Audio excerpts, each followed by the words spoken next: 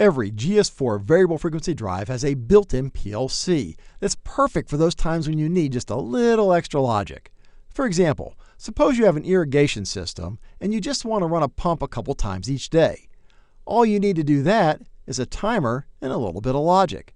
The PLC that's built into the GS4 drive is perfect for that. Or suppose you have a conveyor that you need to stop automatically so you can swap out containers. All you need for that is a couple inputs and a little bit of logic. Again, the built-in PLC is perfect for these kinds of applications. And since you no longer need an external controller, power supply, wiring, or an enclosure, you get your system up and running quicker, have lower maintenance costs, save on control system footprint, save on reduced spares inventory, and will have an all-around less expensive and more reliable system. But because you have both a PLC and a drive in the same box, you need to be aware of a couple things. While the drive comes with a PLC built in, it comes from the factory with the PLC disabled. And for all practical purposes, it's not there until you enable it. That means you can't even talk to it or set it up until you enable it. How do you enable it? Easy. Just go to the keypad, hit the menu key, scroll down to PLC, and select either Run or Stop. Either of those enables the PLC part of the drive. Once the PLC is not disabled, you now have something new to keep in mind. The GS4 drive has built-in analog and digital I/O, and more I/O available via expansion modules. When the PLC is enabled, you now have two different devices trying to access the same I/O. Which one gets control of the I/O?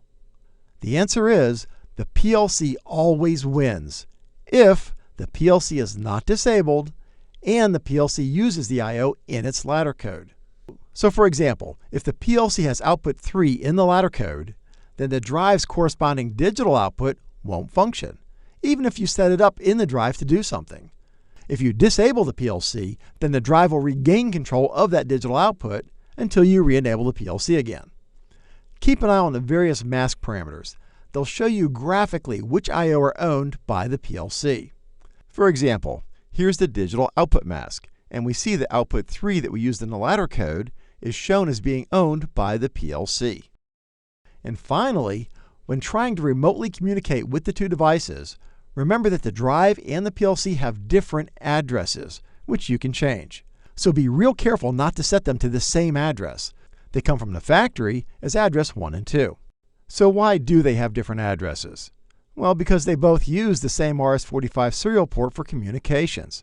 There are two modular jacks, but they're connected in parallel so you can daisy chain the drives.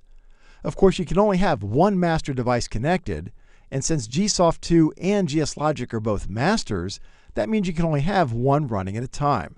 That is, you can only program the PLC or configure the drive. You can't do both at the same time because they'll try and talk over each other and mess up everybody's communications.